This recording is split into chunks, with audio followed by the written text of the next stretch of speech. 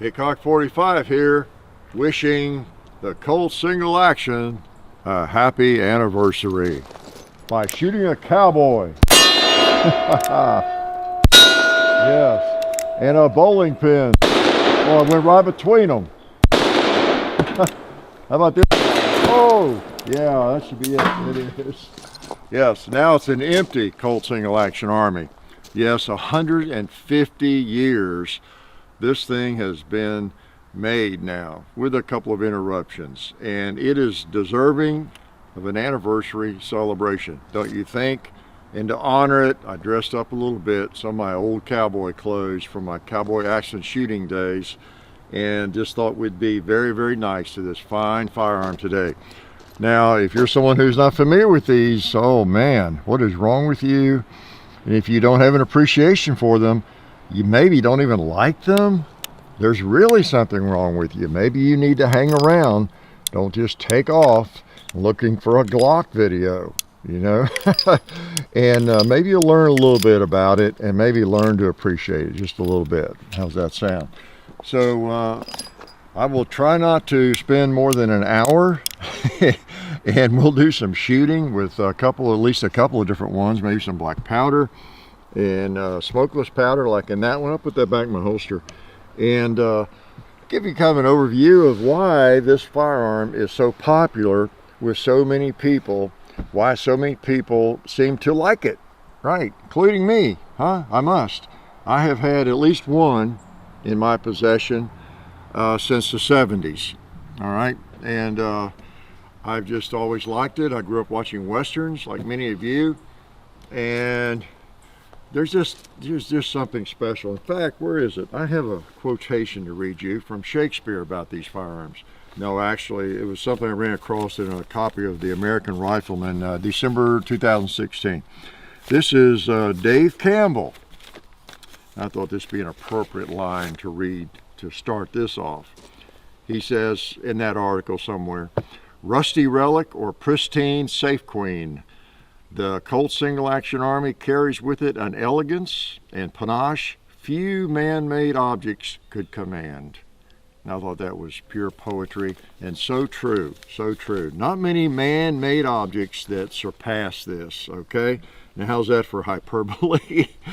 So yeah, this is it, the single action, you know, and these are 45 Colt caliber, as most of them were, of the first generation from 1872-73 up through World War I. There were about 158,000 made in 45 Colt, 71,000 in 44-40. So more than half were, well, half again as many were in 45 Colt, of course. It was the most popular chambering, although 44 Winchester, it was called the same at the time, 44 Winchester centerfire, okay, was also, you know, fairly popular. So, firearms, right? And then, of course, Alabama holster.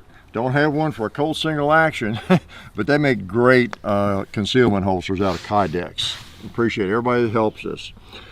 All right. Where do I start? I really don't know.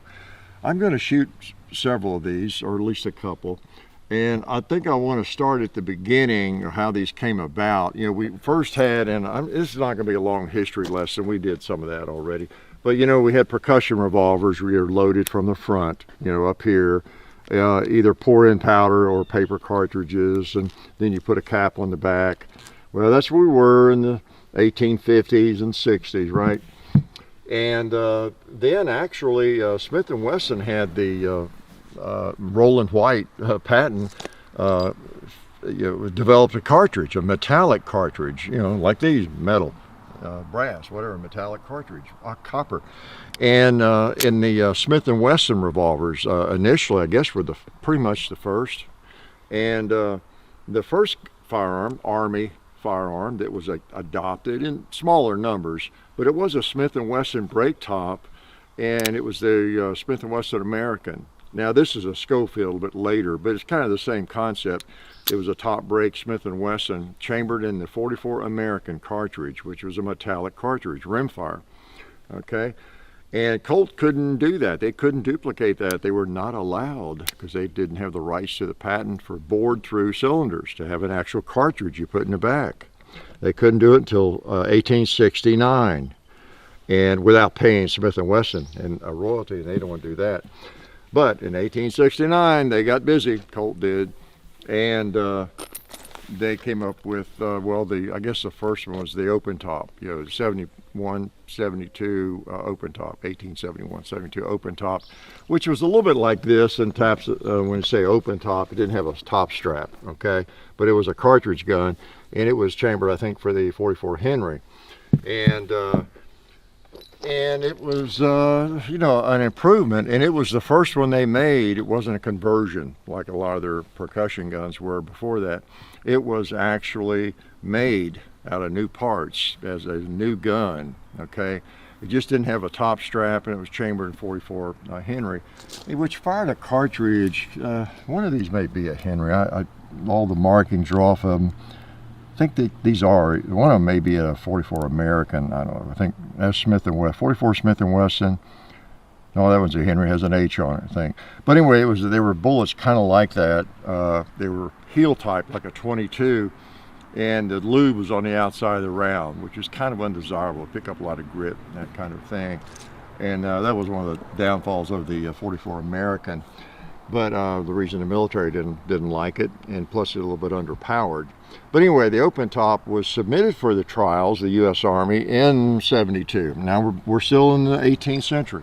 Okay, we're going to stay there a lot. Okay, 1872, the U.S. was doing the trials on develop a new pistol. Wanted a new pistol. Colt submitted that 71, 72 open top with the Henry cartridge, and they just rejected it. They thought it wasn't strong enough, and that that cartridge wasn't more powerful enough. Well, they went back to the drawing board and came up with the top strap and a more powerful cartridge, the 45 Colt. Here's an old one of those.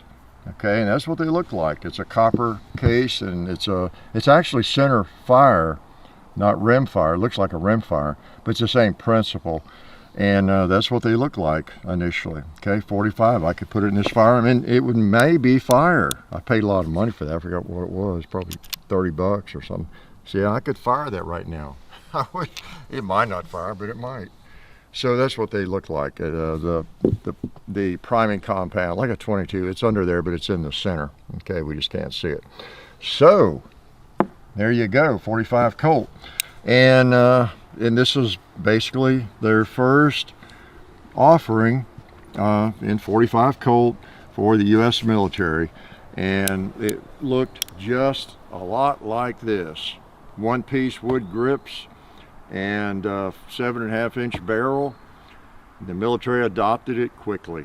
They liked it over the Smith & Wesson. Of course, Smith & Wesson was still competing too for the adoption with the, I think, still the 44 American, I think, round. In the Smith & Wesson, I don't think they moved to the Russian round. But anyway, the military liked the 45 Colt, and they liked this gun. Okay, so it won pretty easily in 72. And then, the rest is history. No, they got contracts for them. I forgot how many the first contract, 8,000 or something like that to build, and they were delivered, I think, in 73. So you'll see the patent dates on these things in 71 and 72, but it is the model 73. 1873 is when it took delivery, and the adoption officially got underway. So that's why we always refer to the year 1873 for the Colt Single Action Army. And why is it called a Single Action Army? Well, you should know that by now, right? Because the Army adopted it. That's really what gave rise to it. This is, believe it or not, a what we call it, one of those evil military weapons, right? It is actually a military firearm. That's how it started out. We think of it mostly as a cowboy gun, right? And it has many names: Peacemaker, Model P, Hog Leg. It's been called everything right under the sun. And Judge Colt. because it works and has been very, very popular for a long time. So that's kind of how it came into being, just in a nutshell. You had lots of percussion revolvers before that, of course, the 1851 Navy, well, the Patterson, the 51 Navy, the Dragoons, and all those, the Walker Colts, and got the pocket Colts, 49. There's a lot of history there with the percussion guns that you might find interesting and that you really ought to study, okay? But we're not going to get into that too much today. We're celebrating the 150th anniversary, and I did that by bringing out several. What I did was, well, we got a little ambiance on the table, some nice knives, some silver dollars that you might have seen on the poker table back then. I should have brought out some poker chips. I don't guess I have any. And what I did here was I just thought, well, let me bring out each barrel length from each generation. You've heard us talk about the first generation Colts, the second and the third. Well, that's basically what you got right here. I've got the three common barrel lengths, standard barrel lengths are 7.5, 5.5, and then 4 3/4. And so I've got each of those in each generation. First generation, here's your second generation, and then here's your third, newer gun. Same barrel lengths. You've got a nickel one thrown in there. So let there be enough variety, you know, just to show and tell in terms of talking about a few of the changes and that kind of thing. Now, one thing I'm going to do, because I love you, was that sincere? Did that sound sincere? Is I am going to fire one of these black powder, well, yeah, with black powder, and they are, 3 of these are black powder firearms. I've got some black powder rounds, so let me get over here and go ahead. Let's see, which one should I fire? I think I'll fire this 1874 model. Okay, you might have seen that. So now you can't tell what's powders in these things, so you really keep them separate, you know, if it's got black powder. That's not gonna hurt anything. If I fire a black powder round in one of the other guns, that's not a big problem, but I don't want to fire smokeless powder in these. Okay, this one was 1874, and let's just start smoking it up, all right? You might have seen the video on this. I'll link to some of the videos of these. I can't on all of them, probably. We've done several videos with the Colt Single Action Army. This one was made in 74, and it was cut down by somebody, either requested at the factory, the distributor. It was shipped to Kittredge and Company in Cincinnati, and that's where it came from. So I don't know if somebody requested it from them to cut it down to 4 3/4 or what, but in 1874, that was just the second year production. Pretty smart, aren't they? They were not offering the barrel length 4 3/4, okay? So it had to be a special order. Well, let's put one on the paper here. Yeah, this is appropriate. The first one on the paper comes out of an 1874 with black powder. All right. Right in the blue. We got to get a cowboy with this one. Boy, we did. Oh, you know what I just did? I blew my ejector rod housing. Oh man. And I will never find that screw. All right, so I happen to have an extra one here. So this is the screw that came out. I didn't see it being loose, but that's when it came out. If you saw where it went in the gravel, let us know. We'll have to look for it afterwards, and maybe for 3 or 4 days, and you know, find it. If not, I'll have to find another one to get that back on. So that's what holds the ejector rod housing on there. So that's what fell off, and that screw came out. Okay, so this is the 1884 model. Since I promised you black powder, let's go ahead and dirty this one up too. I checked all the screws on it.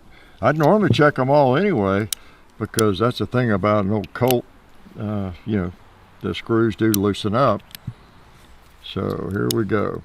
Black powder. Got 2 shots off. Now I'll have the same cleaning job on that thing I will on this one. All right. 1884. Yeah, when they bowled a lot with these things. Look at the smoke. Nice.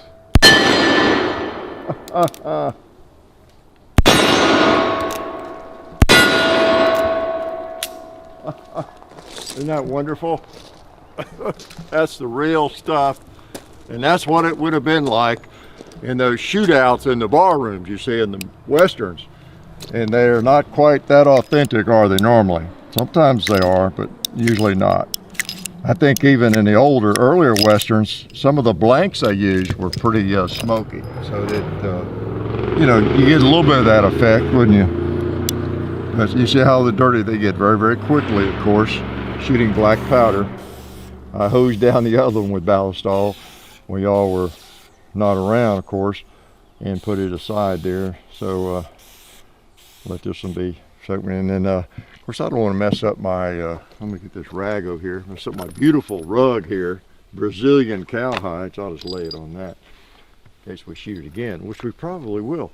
So, black powder, that's what it was all about. And in the old frame, I'll cover a lot of things just very briefly that we probably have covered. Just a reminder that these are the black powder frames, these early guns, and you should shoot black powder in them, okay? Colt did not certify their guns, their single actions for modern smokeless powder until 1898. Now, most people won't fire, and myself included. 1900 is kind of the cutoff point there. I fire black powder in any of them made before 1900. This one was made in 1902, so I fire, even though it has kind of a black powder rifling, an earlier rifle on the barrel, I fire smokeless in it. I have fired black powder. That's 1902. This one is 1883. This is the actual military U.S. Military adopted firearm. 7.5 inch barrel, has the U.S. on it, and it was carried by somebody on a horse, I guess, and 1883. And that's my nicest Colt. Okay, my most collectible Colt. It's in pretty good shape. I've got a Kopek letter on it, who's the expert on these things, so make sure it's authentic and everything, because as you know, as you get up in price on things like this, coins or anything else, there's fakery out there. There's money to be made. And black powder frames, yeah, and the black powder frame, the screw in the front is one of the identifiers. That's how you take the cylinder, the base pin out, take that screw out when you clean it, and I don't mind that at all. Now this one, again, made in 1902. In 1896 or thereabouts, they went to the traverse cross pin with the spring and everything, okay? And that's what you see most often, and of course, second generation, new ones and everything, okay? So if you see an old one with a black powder frame, that pretty well tells you it's made in the 1870s, 80s, maybe the 1890s at some point before they made the switch, all right? And the serial number, I think it was that the Colt recommended that not to use smokeless in anything before serial number, what was it, 180,000, I believe, yeah, something like that, okay? So, there we go. We're in the first generation here, talking about some of the things there, some of the changes. They came out with wooden grips, one-piece grips. That is a one-piece grip, actually, okay? So is the one I broke. It's a one-piece grip. And then in 1881, I believe, they went to the two-piece rubber grip, okay? The early ones had the bullseye ejector rod, button there. See that? It's round, unlike this one. See the difference? You got a crescent shape there. See, it hugs the barrel a little bit better. And a lot of people prefer the old bullseye style, the same one that's on the gun I broke. And so they changed that, I think it was around 1881, okay? And they used regular iron, wrought iron or whatever, on these things up until 83, I think, 1883. So this one I just fired should be a nickel steel or real regular steel, because it's a year after that, 1884. I can't tell any difference. As long as you shoot black powder, you should be fine either way. But so they improved the steel in those, okay? So little changes like that, and all through the entire generations, you had little changes in the knurling on the hammer, and things like that. What else in the first generation? You had, you had, like I said, you had about I don't know all the numbers, but I do know 158,045 Colt in the first generation, 71,000 in the 4440, and I think it was around 50,000, maybe 3840 So you had these chamberings that were also in the lever guns Winchester was making, 4440, 3840, 3220. And so Colt matched those up as well and chambered their guns in them in the first generation. And so that was nice. You could have a rifle and a handgun in the same chambering. Now, some people will tell you, well, because of that, the 45 Colt is just a myth. It was not nearly as popular as 44. Well, again, that's not exactly the case. I gave you the numbers. There are more than twice as many 45 Colt made. But they're all great, and no matter what the chambering is or was. And before we get out of the 1800s, kind of interesting too that this was adopted, of course, in 72, 73, and it was the official sidearm adoption until 1892, so for about 20 years. And then they went to this, the reason I have it out here is this double action, new Army 38, okay? And it wasn't so popular, it wasn't very powerful, but it's fired to a 38 long Colt. You've seen our video on that probably. So in 1892, that was the firearm, and this was kind of a secondary firearm. Well, in 95, I think it was, they called a bunch of these back in, whatever they could find, and they cut them down to 5.5-inch barrels, and they issued them to the artillery in the Spanish-American War, and probably other people too, not just artillery. But because of that, they got dubbed as the artillery Colt. Okay, so that's one reason the 5.5-inch. In any generation, some people refer to it as the artillery Colt. Okay, they refer to the longer barrel as the cavalry Colt. Okay, although other people carried it and had it, and they refer to the short one, the 4 3/4, as the gunfighter's length. Okay, so those artillery models, they were actually just like this but cut down. Okay, and they should have US on the side, and they had been issued. They were maybe carried by cavalry people or whatever in 1875, 1880 or whatever, and then later they were cut down and reissued. And then they did that again in like 1900, 1901, 02 for they cut down another batch of them for the soldiers down in the Philippine insurrection involved in that. Okay, so anyway, this gun has so much history, and that kind of gets us through. If I think of something else you're dying to know from the 1800s, I'll mention that. Okay, so let me shoot another one. Can I shoot one? Let me just shoot this black powder thing I got. You want to? I got it dirty. All right. Now, speaking of that, the cartridges, this one here I showed you, I don't know, that one probably has a full load of 40 grains in it, I would guess. I don't know. But they started out with 40 grains of black powder, which is a full case, and it's a magnum load. I have loaded up some 40 grains of black powder and fired them in these Colts out here. And wow, this is like a magnum. And so they reduced that to 30 grains before too long. I think there were other reasons, but I think it was probably a little much for someone who was not a pistolero, okay? Just your average Army recruit. So they reduced the power of that to 30. And then of course you had the Schofield. That's one reason I have this out here. In 1875, this was an adopted firearm also, and it was chambered in 45 Schofield, a shorter 45. I think I actually might have one of those out here. They're the Smith & Wesson. Was that it? Yeah, I thought I had one maybe out here. But that's it over here, 45 Smith & Wesson. It's a shorter one, and that's not necessarily a really old one or anything, but it's just a shorter 45 Colt sort of thing.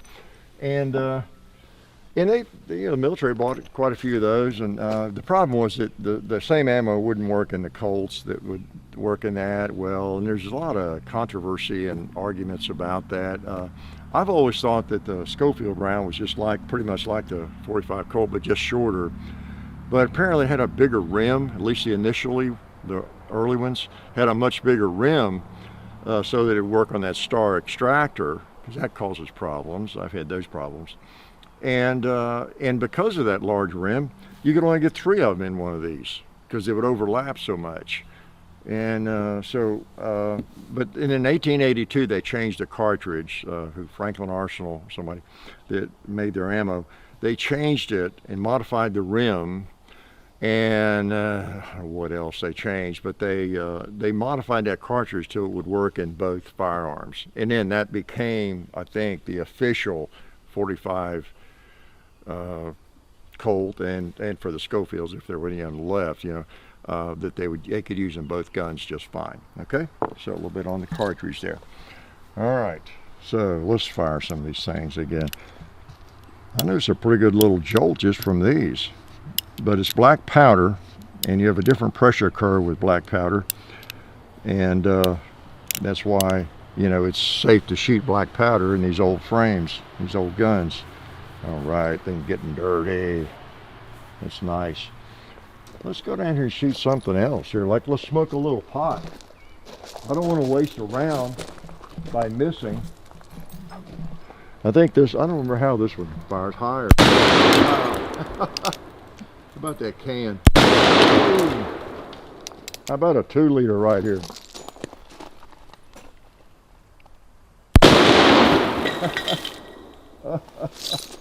Isn't that sweet? How about another 2 liters? How about a cowboy that's not been shot yet? All right. I believe that was 5.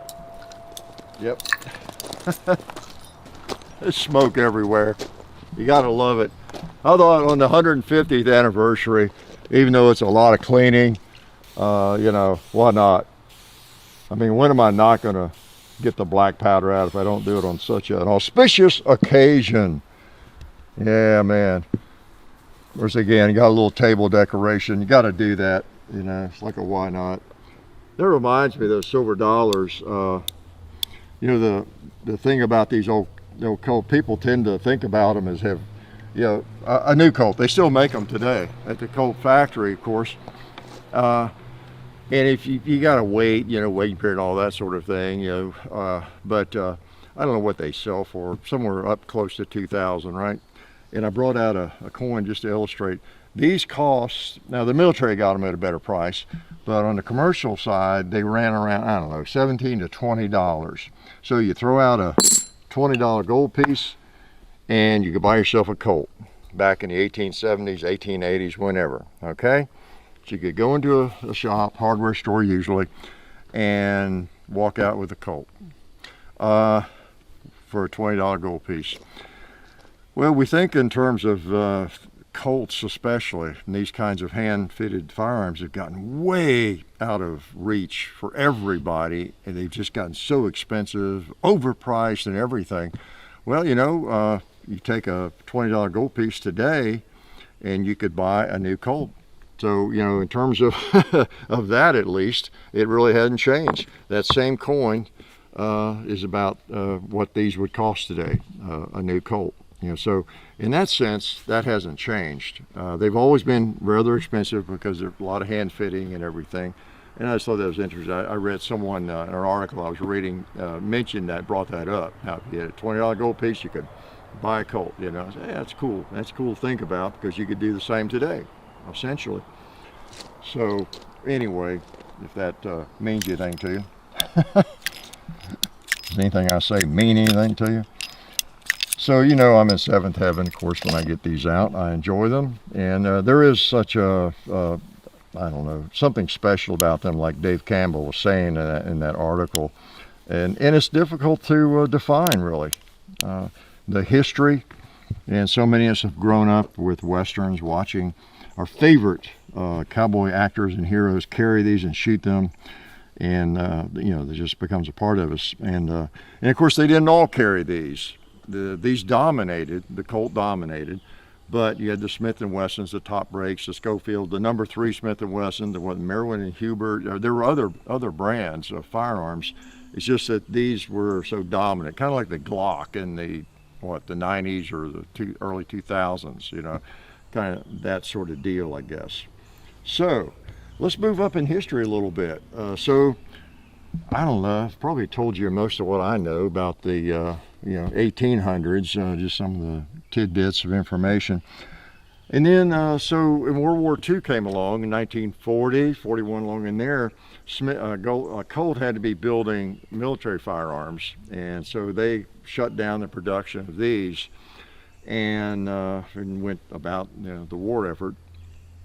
Well, then none were really made after the war. 50s come along. They're still not making them. They have not resumed manufacturing of them. Ruger jumps in, starts making, the single actions, and the Great Western Company, it's called. You might have seen them. Matt Dillon carries a Great Western revolver, and I've seen them at gun shows. They're identifiable they'll have that same plastic grip. It looks like Stag, but it's got that same design on them. And you see them in several Westerns. But he carried one 7.5 inch barrel. Well, all these series, the Rifleman, you name it, all those shows, movies. So Ruger was selling single actions, great guns, and Great Westerns. So Colt got back into it then, and they came out with another one in 56. In fact, this is a 56 model, 1956. We're in the 1900s now, and this one was made in 1956. So that's considered the second generation up through 1974. And so, 7.5 inch length barrel. And these were considered some of the best made Colt single actions, just really high quality. And this one is a 5.5. This is the one that won the last one I'd ever sell. Remember that video? Hope you've seen that. Because it's a really nice second generation gun. Even still has some of the bluing you can see, or the color case hardening, all that kind of thing. 45 Colt, of course. So that's a 5.5 inch sample. And then this is the one I got in Las Vegas just this past January, right? February. 4 3/4 second generation gun, made in 1973. So that's kind of cool. That makes that a 100-year-old gun, doesn't it? Or at least a 100-year anniversary gun, whatever you want to call it. It's got one-piece grips also, wooden, okay? But like I said, the one-piece grips, I guess, kind of went away as a part of the production in about 1881, something like that. But now you can still get them, and there'd be commemoratives. There were all sorts of different commemoratives and models of these things. And Colt would do whatever you wanted. They would, if you wanted a 10-inch barrel, they would charge you, I think, $1 an inch, and they would make it. There were sheriff's models. There were shorter barrels that didn't even have an ejector rod on them, or even an allowance for it. Nothing. And there were flat top target models, so there were lots of different sorts of them, but this is kind of the mainstay, just your basic Colt Single Action Army, patterned after what the military adopted, the Army adopted. So this was the second generation, and those again ran from 1956 to 1974, okay? And then their tooling kind of got old, and they needed to take a couple years break and do some retooling. And I don't know, there's some talk they were maybe not even going to come back making them, but I think there was such a demand that they couldn't, they had to come back and resume operations making these things in 76. And then that would be the third generation, anything made 76 until currently. And like this one is, the Davy Colt, you recognize that, seen videos on that. This one's 2016. This one is, I think, 1999 nickel. I have another one like that, and I use those a lot in cowboy action shooting. And this one is in the 90s, 94, I think, my 4 3/4, third generation. So, third generation, and still making them. Some people consider, there's a fourth generation, but I think a lot of people don't. There were some differences, of course, but between generations. I won't take a cylinder out and show you some of that necessarily. We're celebrating today. We want to shoot. I haven't shot. This is a second gen. This was 1957. I think this is the one I showed you in Sunday video not too long ago that Dale Robertson tried to take away from me at a gun show in Louisville. I had just traded for it, and I got ammo in my belt. And I walked up. I couldn't believe he was there, and he asked me what I had, and I handed it to him and told him that I bet you know what this is, a little bit about this, don't you, or something like that. And he was a nice guy, at least on that day. Yeah, it's great to meet him. Tales of Wells Fargo. Yeah, I still watch that show. Watched it with my dad when I was growing up, and I still watch it on the Westerns channel. Old Dale Robertson, Stagecoaches, Bad Guys, Colt Single Actions. Again, there were other firearms. We all know that. Okay. Now this one shoots right on pretty well. I might even get frisky and try to hit the gong with it.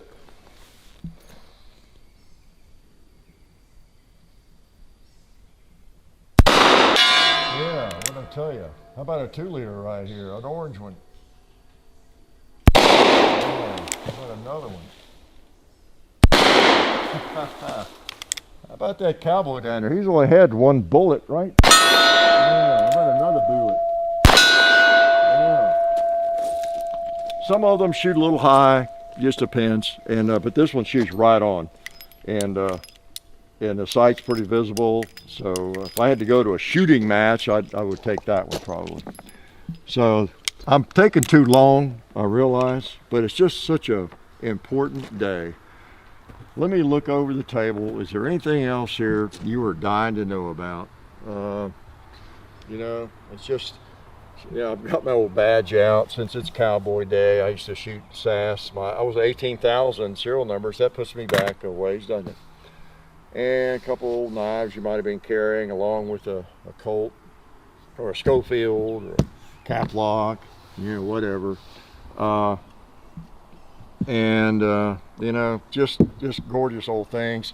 And again, the replicas made in Italy are very, very nice, most of them. And if you do not have a single action firearm, you know, you got a bunch of SIGs and Glocks and everything else, you know, you ought to think about it sometime. They're not that expensive, and they work. I've had several of them. I've got one now. This is well, it's a Cimarron, yeah, Italian made. So, and you know, they just work. And you need to get in touch with your cowboy inner self. You really do, because it's fun. And these firearms are very relaxing to shoot, especially when you don't break them, lose a screw. You know, I mean, I know I've got a screw loose, but I didn't know the firearm had a screw loose. But hopefully we'll find it. If not, you know, I can find one somewhere. And but I mean, they're just a lot of fun. You take one of these. I know I don't bring them all out like this. This is for you all. Okay, need I say that? I'll grab one, and I like this cross-draw holster. I will. I've got a couple of rigs, but I'll just put one in this cross-draw holster and go hiking, you know, with a pocket full of ammo, you know, and just walk around, plink some targets and dead trees or something, and just thoroughly enjoy it. Your 45 Colt, it's a big old round. You shoots usually it shoots a pretty heavy bullet, 200, at least 35 grains, usually 250 grain bullet. But it's not a Magnum generally, and it's fairly pleasant to shoot and just fun, because every time you pull the trigger, guess what? You're taking a little trip back into time, into Laramie or Dodge City or Tombstone. You really are. And the one thing I didn't talk about enough probably is how ergonomic these things are. The reason they're so popular, forget history, forget everything. When you pick one of these up, I mean, it just fits your hand like a glove. There were Bisley models, you know, for target shooting mainly, named after the famous range in England. And I've had those I just don't like the Bisley grip as much. The old plow handle grip is so ergonomic. The hammer is just right there. And it's said that this is the fastest gun into action because you can cock it on the way out. And you know, some of the others were not quite as ergonomic like the Remingtons, although they're nice guns as well. But the feel of them and the balance is just hard to beat. It really is. And then of course the history adds to that. So you know me, I like polymer guns and I like everything, but I might love these. You think?